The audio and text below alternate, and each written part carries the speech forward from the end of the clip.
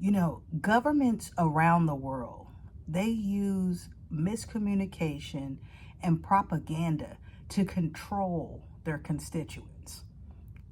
It's all about controlling the minds of their constituents, right? What if I told you that it's not about the amount of money that you're making? It's about where you are trying to use that money to survive. Because $2,000 a month in America, your nose is underwater. I mean, your eyes are just above water level. You are drowning, barely surviving. But that same money, $2,000 in many other places around the world, is equal to peace, a balanced nervous system, affordable health care anytime you need it, sometimes free, a higher education, living in a bigger home sometimes, and a better life for your children if you have kids. That same money. So what's the difference? It's the mindset. Somewhere down the line, our government conditioned us, programmed us to believe that we have to stay among certain borders, to make us feel like we are stuck. We are not stuck. Black folks don't owe anybody a damn thing. We were the first people on earth. We were the first people to migrate to every mass of land around the world. We don't have any damn borders. And that's why today we're going to be talking about same money but better life. The truth about living abroad. This is episode 5 of Pain to Power. My name is Angie Pryor. Let's go. Pain to Power, the great deconstruction. Pain to Power, the great deconstruction. Pain to Power, the great deconstruction. Pain to Power, the great deconstruction. Now, I know the Pain to Power platform is about the entire diaspora. It's about people of African descent across the diaspora. But this specific episode, it has a hyper focus on Black Americans. Black Americans have been propagandized and programmed and indoctrinated so much that we actually believe, some of us believe that our cousins over in Africa are still living in huts. Some of us still believe that. They use fear-mongering messaging to keep us here, to keep us with invisible chains around us through the workforce and through capitalism, in order for us to continue to make them, white people, millionaires and billionaires, and now, currently in the last 20 years, continuing to make other cultures that have come here and migrated here millionaires and billionaires that set up businesses in our community. It's a mindset. They have programmed and indoctrinated us so much by saying things like our countries and other melanated countries are shithole countries. They have told us that they're too dangerous to live in. They have told us that we would not be accepted there. All of these things are propaganda. Now, this episode is not telling you that every place other than America in the world is perfect to live. It's just not true. Every country has its own problems. But a lot of these countries that we're going to discuss today do not have an overwhelming problem of violence, gun violence, an overwhelming problem of people being obese because the food that they're eating is poison. They don't have an overwhelming problem of people not getting the proper health care that they need, regardless of these sad videos that you see on TV at 3-4 o'clock in the morning that everybody else around the world is starving. And I can only ask myself, if in these other countries, are they showing our homeless people that are in every single city living on the streets? I wonder if they have commercials in their countries showing our homeless people here. We have to be smarter than the propaganda. We have to be smarter than the fear mongering, because they use that again to control us. This is dated back, guys, centuries ago. I can only think about the audacity of the Berlin Conference when a lot of white men got together in one room with the map of Africa and started sectioning off Africa without one African in the room to say who was going to own and colonize that section of Africa. That mentality has evolved into propaganda among borders to keep people there. And it's because these systems in Western civilization, they were created and built in order for them to sustain by using people. By using people, not just their constituents among the borders, but everything that we have in the United States, we depend on another country for. I don't know what type of leadership is sustainable when your foundation, you need other people for the foundation of your country. The extraction of resources out of Africa are needed in order for us to survive. Oil from other places are needed in order for us to survive. Electricity from other places are needed in order for us to survive. The import of food, of products, in order for us to survive, the amount of capitalism that we have created that is now eating its own constituents among these borders is absolutely ridiculous. You work 60, 70 hours a week just to be above water. 60 to 70 hours a week to barely be able to survive. Whether you are an individual or you have a family, it's the same story. You're working a lot of hours, you're sitting in traffic, and you're barely surviving with the basic needs. And what I want you to think about throughout this episode as I'm talking is this is removing your emotions, removing your loyalty, because Black people are loyal to a fault. We are loyal to a fault. And that's why we claim soil and land from where people had our ancestors shackled. But we won't claim the land to where our DNA originated from. And that's a mindset that we have to work on and change. And that's from generational trauma and indoctrination. So I want you to think about throughout this episode as I'm talking, just as a business owner, this is a system, right? Now ask yourself throughout this episode, if this system is providing your basic needs, food, healthy food, fruits that actually have seeds, vegetables that are actually not full of pesticides and chemicals, products on the shelves at the grocery stores that are not poisoning us and creating autoimmune diseases. Ask yourself if we're getting clean water. Basic needs. Living somewhere that is safe. The actual housing, the actual dwelling that doesn't have mold, that's not overran with roaches, that's not overran with rodents. Are we living somewhere safe? Those are basic human necessities, guys. And at any given time, if a system is not providing those basic necessities, then you have to start preparing to change systems. It's not about loyalty to soil. It's not about arguing back and forth and fighting for something that you have no control over. It's about protecting and preserving not only the quality of your life, but the quality of your legacy that you're leaving and passing forward to people that are coming after you. Not just people in your family, to the culture, passing it forward. And when all of your basic necessities are gone, but you are still working 60, 70-hour work weeks and barely surviving with no basic necessities, it's time to do something damn different. It's time to do something damn different. Let's talk about the average cost to live here in America. The average cost for an individual to live here in America is around $4,700. To live just okay.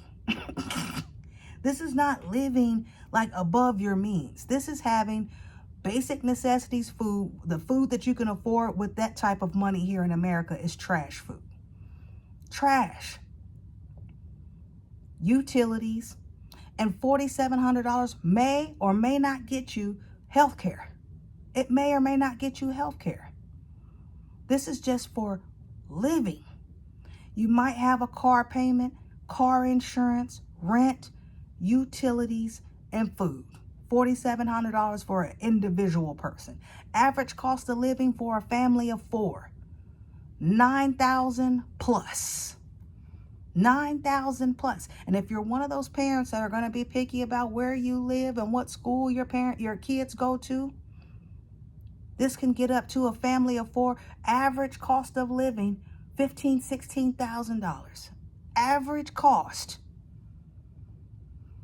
If you don't want your kids eating trash and you want your kids eating quality food, that average cost is astronomical. And then when I go to a place like Panama or like Costa Rica, where the average cost to live very comfortably and have a healthy lifestyle and have money for entertainment and not work 50 to 60 hours a week for an individual, somewhere between $1,000 to $1,700 a month, and for a family of 4, $3,000 to $4,500 a month. I would say that it's time to start preparing a different plan for a different system. Once you make the decision to move abroad, this is not something you can just jump up and do. And if you do it that way, you may run across some hurdles. Now, I've seen a lot of young folks that don't have family that just jumped up, sold all their stuff and moved to Thailand, or jumped up and sold all their stuff and moved to Mexico or Costa Rica. And they're still there and they're still living. But the first 2 to 3 months of them being there were some hurdles because they didn't properly plan. But it can be done. So what I'm saying is, once you start doing your research, right, and it starts off by looking at the difference of the dollar. So you can download apps like XE. You can go on Google and just search currency converter. And it will show you some of these places, guys, $1 American dollar is worth $100, $200 of their money. One. These are places that have fresh food, real meat, and not this crap that they're creating here that they're selling to us in the Walmarts. Real meat, real vegetables, real fruit with seeds. Do you know that every month a group of Americans go across the border to places like Mexico and Costa Rica to do all of their healthcare needs, to pick up all of their prescriptions? They can see a dentist in the same day. They can see an orthopedic doctor in the same day. Some of them get surgeries in the same day. They cross the border every month to take care of their healthcare needs because it's more affordable there. And all of these places have some of the highest technology in healthcare, some of the best healthcare systems. You know, the same places that our government tells us that are shithole countries, they have some of the best healthcare. And every single month, look it up, Americans cross the border to go get quality healthcare that's affordable all in one day, and then they come back home without having to spend an arm and a leg. Surgeries that are needed, that are people try to get here in America over $20,000, $30,000. They can go over to one of these countries that have doctors that truly care about their patients. Quality health care, some of the best technology. You can get those same surgeries for $3,000 to $5,000. Cash out of pocket. This is what I'm talking about. We have to remove the programming. When you start looking at the difference in currency, and you start looking at, what places you would like to live, possibly. Some of the places that Black people are moving to, I said 2 of them earlier: Panama, Costa Rica, Mexico, Ghana, Nigeria, Portugal, and there's a few others that are in the ebook and the manual that I've come up with, a to-do manual on to get you prepared if you want to move abroad. But I want you to go and start looking at these places. Get your passport immediately. But in those books, it will break down you getting your visa. Some of these places, you can go just to visit first, which is what I suggest. And you can stay there for up to 60 to 90 days with no visa. Did you know that? 60 to 90 days to give you an opportunity to go around, ask questions about schools, look at different areas to live. You can stay there for up to 60 days with no residency, no visa, just your passport. Just your passport. Make sure you get a round trip ticket so you can show them when you're going back to the United States. But these are places that you can fly to. I don't suggest flying right now, but these are places that you can fly to and stay there for up to 60 days and really get the feel of the culture and the environment. This is about strategy, guys. This is not about escaping America. It's about strategy. Every day, millionaires and billionaires protect their legacy. They protect their money. They protect it in every way, even if it means giving us stuff that's unhealthy for us. And we have to think the same way. This is about strategy. It's about preserving our own individual quality of life and preserving the legacy and what we're passing forward. That's what this is about. It's not about escaping. So once you make a decision of a place where you would like to go, I strongly suggest that you go into preparation. And let's talk about what that preparation looks like. Once you make that decision and you start trying to come up with a plan to prepare, it's going to be very important that you don't listen to your subconscious that is usually a lack mindset telling you that it's not possible. You can't do it. You can barely afford to eat. You can barely afford to pay your bills now. There's no way you're going to be able to put back money to survive in another country, right? Or to move to another country. It's just not true. You just going to have to make things happen. For instance, I'll give you an example. I know that I'm leaving the country, right? I know I'm going to move out of the country. So I had to put myself in a predicament in order to put back money to do so. So what did I do? I moved in the house with my brother and sister. Me and my brother and sister haven't lived together in years. But this was a strategy in order for me to put back money because now I'm splitting bills. Guys, how do you think we made these other cultures that have come to America millionaires? Because that's exactly what they did. They all lived in the same house and put all of their money together for one purpose: financial freedom and generational wealth. Financial freedom and generational wealth. Well, why does it work for them and it doesn't work for Black folk? Because they have programmed, conditioned, and divided and conquered so much that we don't even trust each other. We don't even trust each other. Some of us don't even trust our own damn family members. And we have to get past that because we are constantly making other cultures millionaires and billionaires, and we won't even circulate a dollar in our own damn community.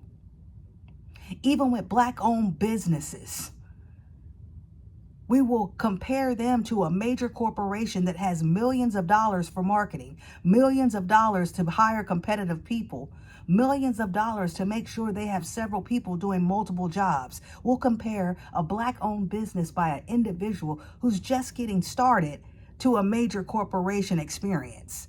You're not going to get a major corporation experience with somebody that's just opening their business. We will go and spend $3,000, $4,000, $5,000 for a damn Birkin bag because it says Birkin, but we won't give coaching and feedback to a Black-owned business and continue to spend our money with that Black-owned business. And that's why the Asians have dominated in Black hair products, and we've made them millionaires with those stores in all of our urban communities. They sell our gear, urban gear. They sell hair. They have the nail shops, and we have made them millionaires. We have made the Palestinians and all of them millionaires coming over here with oil.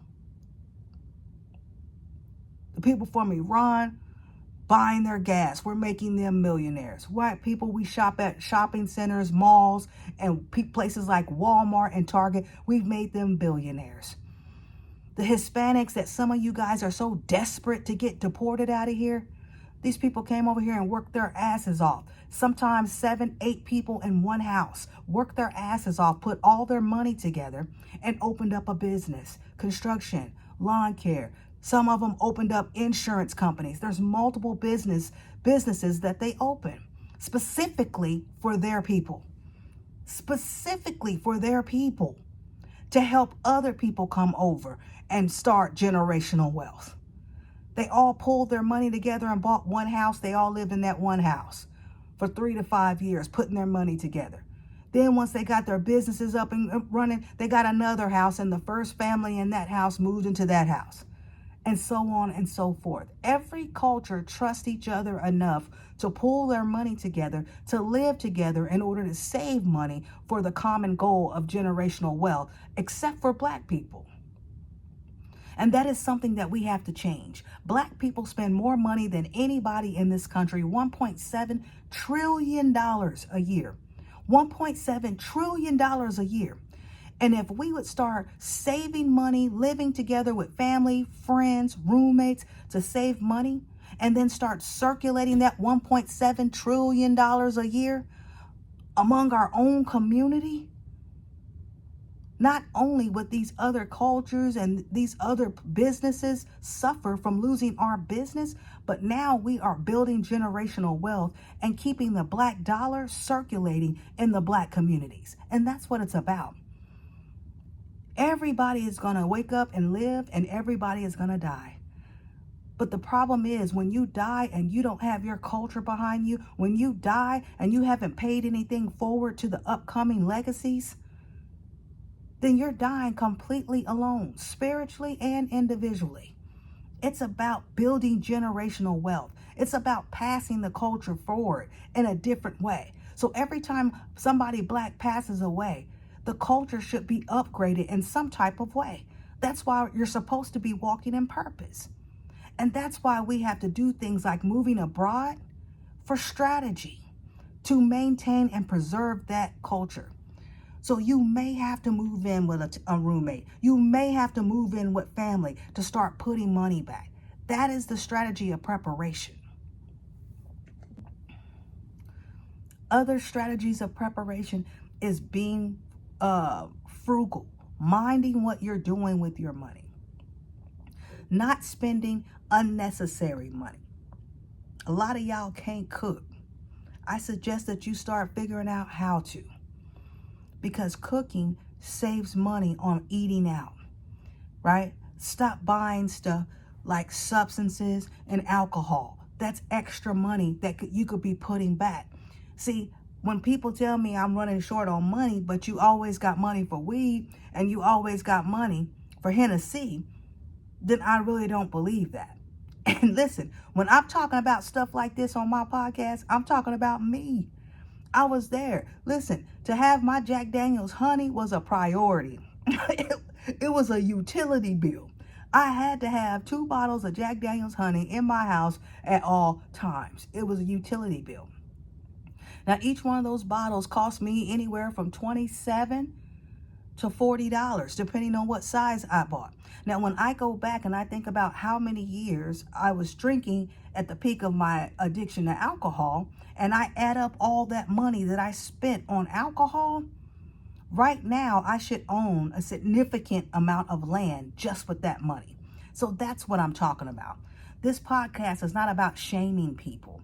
It's not about blaming people, because your host has done it all. I have done it all. And that's why I know what to say and what I've come through and what lessons I've had to learn the hard damn way. So it's not about blaming. I'm talking about strategic planning on creating generational wealth and sustaining that generational wealth. And sometimes you have to do things that are a little uncomfortable. I didn't think it would work out with me and my brother and sister living together, but listen, we are having a blast.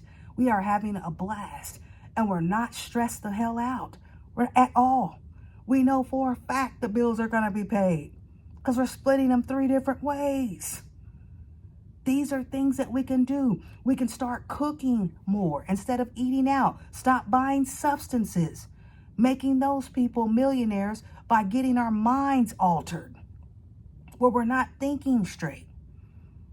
Something else we can do is purchasing whole life policies to plan. So while we're in preparation, changing what, eating out and saving money and living with roommates, living with family, while we're doing that, the money that we do have, we can start using stuff like and being financially smart and getting whole life policies that you can borrow against when it's time for you to actually make the move abroad, right? If you have money now saved up, then you may want to get legal representation to help you get your paperwork together to apply for your visas. So all of those things have to be done too. The very first thing you want to do is get your passport, right?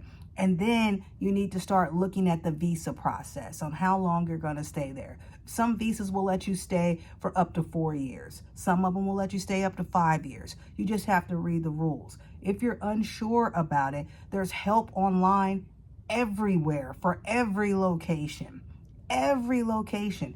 People of African descent, there's several countries that will streamline the process for you because you have African DNA. Places like Benin, places like Ghana, places like Nigeria, right? Nigeria is a little tougher with their program, but right now Benin will give you the visa that you need for all of West Africa. So, even though you get the visa through Benin, it is good for pretty much every country in West Africa, right? The only thing about moving abroad that I would say people of African descent that need to make sure you're looking at laws are the Black people that are in the LGBTQIA community. There's many places in Africa that still live under colonial laws. And there are colonial laws against same-sex relationships that Western civilization brought in with imperialism and colonization. So be safe. Be safe if you're in that community. But everybody else, it's free reign. It's free reign. But there are a couple of places that I would not suggest for LGBTQIA plus people of African descent to move to. But there are several other options that you are completely safe to move to, that you can live a quality life. But these are the things that we have to do, that we have to prepare for. Those whole life policies, rich white people have been doing that for years. They've been taking out those policies, borrowing against them to expand their businesses, to expand their lifestyle. And we can do the same thing, right? If you already own a business or you already own properties, you need to look into, get legal representation to get a trust together to put those properties and your businesses in a trust to protect them. Anything happens to you, right? Not having to pay taxes on it. There's so many different things that we can do while we're still here in the States to start preparing for this move. And then over 90% of the people that move abroad, they sell everything in their house. Everything except for clothes, pictures, and stuff like that. And they take that stuff with them. But everything else they sell, all their furniture. Why? Because it's cheaper just to buy brand new furniture when you get there. That's how much money you're saving if you plan this out right. And listen, it doesn't matter if you're a single parent. It doesn't matter if you just got out of prison. There are things that you can do. Like one of the main things I get is, how do I make money? How do I make money? Guys, these other countries pay individuals for their knowledge. People are teaching without a degree in multiple countries. They're teaching people how to speak English. They're consulting the knowledge that they know, business knowledge, construction knowledge, lawn care knowledge, life coaching. Your true skill sets that you've gotten out of your lived experience, somebody is going to pay for that online. And keep in mind that you can live extremely comfortably as an individual for $1,000 to $1,700 in most of these places that I'm talking about. You can make that by selling ebooks online. You can make that by taking your personal lived experience and creating a coaching business, consulting business. Folks online teaching people how to garden, teaching people how to cook. Take your lived experience and what you're good at and get creative and come up with a way to make money online. You can do it. You don't have to kill yourself working 60, 70 hours a week to barely survive. You can be doing what you love to do every single day. If it's gardening, if it's cooking, and teaching other people how to do it and make a really good living doing it. It's some sisters that got fired out of the DEI being eliminated because they were federal workers. Of those 300,000 sisters that got lost their jobs, it's sisters that have started a business creating their own fishing poles. This is another group of sisters that started a business organizing millionaires' households because they can't do it. Making sure that they set up the scheduling for when their kids are going to go to school, what their kids' activities are. They've done it, and they're doing it right from their homes, making a significant amount of money from home, not working all the hours that they were working. So there are things that we can do just with our lived experience that these other countries will pay us to do. So my main thing is I don't want you to think that if you're living in poverty here, that it's not possible for you to move abroad. You have to unchain your mind and stop believing propaganda. They will tell you it's dangerous over there. It's dangerous. I was very surprised to see that one of the top ranking cities in the Americas was in Mexico. One of the safest cities in the Americas is in Mexico, and that's Merida, Mexico. Absolutely beautiful. The culture there is beautiful. The food is of quality. The people are so nice and kind there. And that is one of the safest cities in the Americas. But if you listen to the propaganda that we're being fed here, is that all of Mexico's been overran by the cartel and everybody's running around shooting each other. That's the type of propaganda that I'm talking about, that's fear-mongering and keeping people from moving abroad and living a life of quality, where your nervous system is not crashed on a daily basis. You're not living in fear. You're barely surviving. And you can take the same amount of money you're making here, prepare properly, get the proper documentation that you need, apply for your visa, get your passport, start putting back money now, making moves like living with other people. Stop eating out. Stop spending unnecessary money on clothes, on shoes, on substances, things that you absolutely do not need. That's money that needs to go in your savings account. Now, let's talk about what kind of life you're going to be living when you move abroad. It's not going to be the same as America in some of these places, right? You'll be able to go out to the beaches. You'll be able to get involved with the culture. This attitude that we now call in the Black community bougie is not bougie. It's Western civilization. It's whiteness. And we got to get out of that. We don't come from that, and that's not who we are. That's not what our DNA is coded for. Our DNA is coded for nature. It's coded for culture. It's coded for family. It's coded for engulfing and encompassing all of our culture. And some of these places will bring that out in you. These people that have moved abroad that are from our community are not stressed out, not in the least bit. Even some of the hurdles that they ran into by moving abroad, they will tell you that it is nothing like the way they feel living here. Walking outside of their door and thinking, they're going to be harassed by police, or thinking that people are going to be, calling them the N-word everywhere they damn go, or not getting a job because of their name is a cultural name. Things like that, they're not worried about. I watched a live the other day of a young lady that moved to Thailand who is single Black lady. She's in her upper 20s. She just jumped up and moved to Thailand, and she absolutely loves it there. But what blew my mind on this live is that she took us to her favorite little brunch place. It's like a little place. It's like outside, no walls. You're sitting inside of the place, and it's just the view outside. It's absolutely gorgeous, right? She took us to that lunch place on her live. And then she said, I'm going to walk over and show you guys, the pond that has the ducks I love coming out here meditating, right? And she left her purse, all of her camera equipment, all that stuff up where she was eating at. And people in the live were like, girl, you better get your purse. And she was like, no, I don't have to. Purposely left her purse, camera equipment, everything, and completely trusted to walk away from it and go down to this pond. This is what I'm talking about.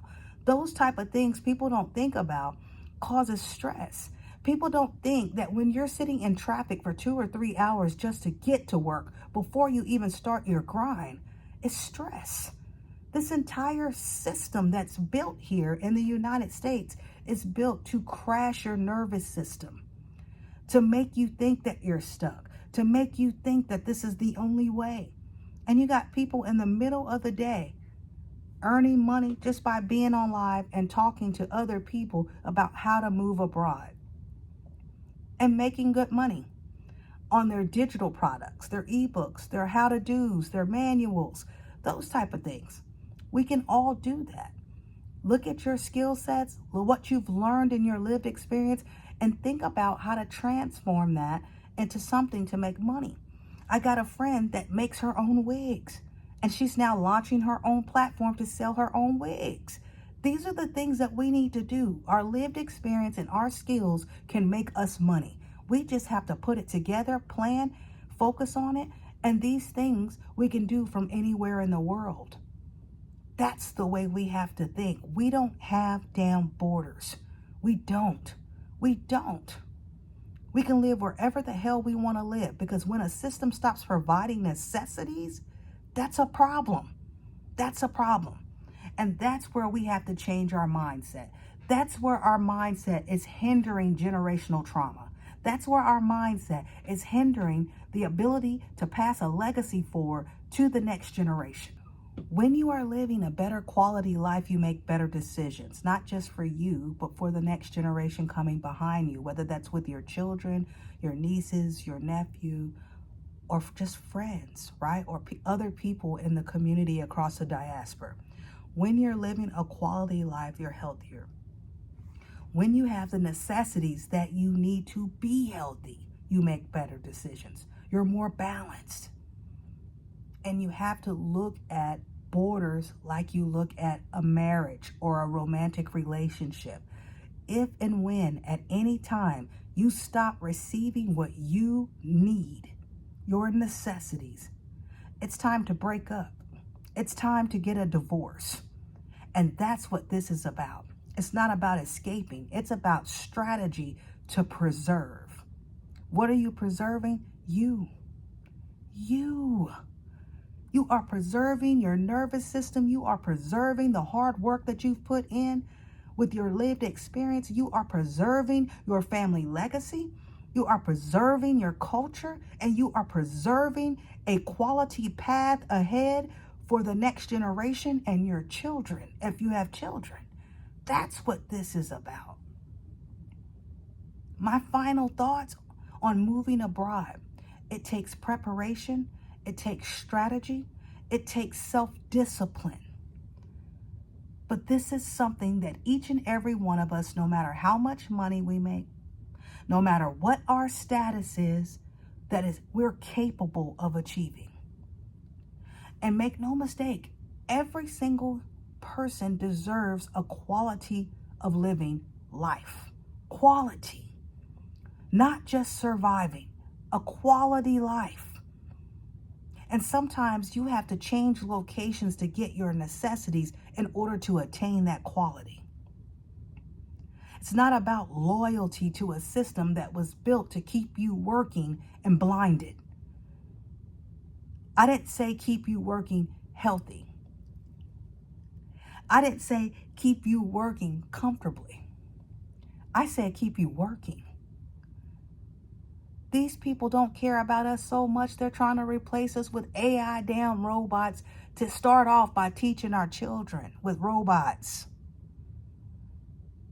When capitalism starts eating its constituents, it's no longer about efficiency. It's about domination. When capitalism starts eating its constituents, it's no longer about the care of the constituents. It's about dominating and, if necessary, making them extinct. Right now, we live in a system just with healthcare. I'll use that as an example.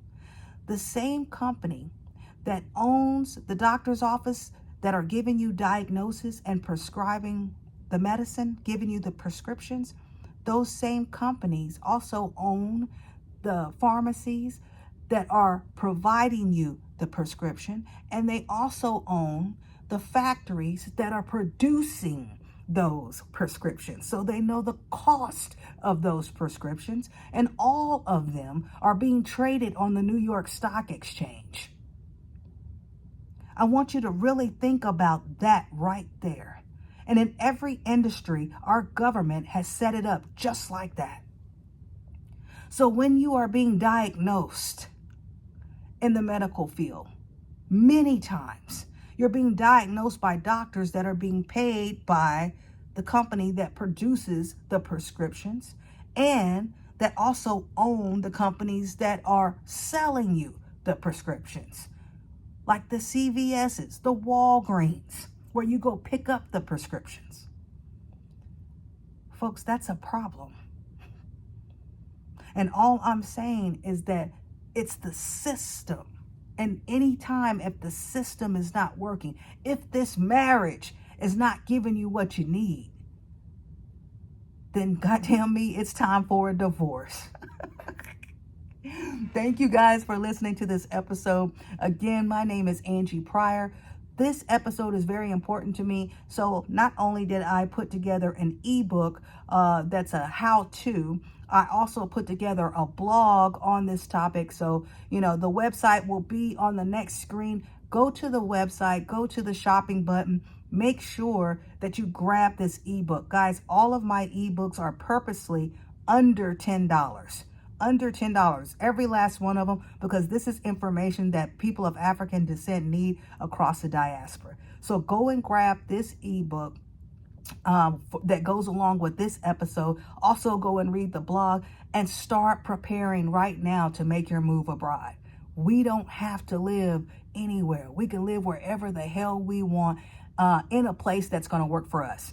So thank you guys once again for listening to episode 5. Once again, my name is Angie Pryor. Plug into Pain to Power. Make sure you explore the website. Once again, go shopping, get the ebooks that you need for the information that you need. And also check out the village. Join our village. That is all of us getting together. I go live in the village where we have these discussions a little more personably. Make sure you plug into Pain to Power. It's not just a podcast. This is an intellectual ecosystem to move us forward into the future, move our culture forward into in the future. Thank you guys again for listening.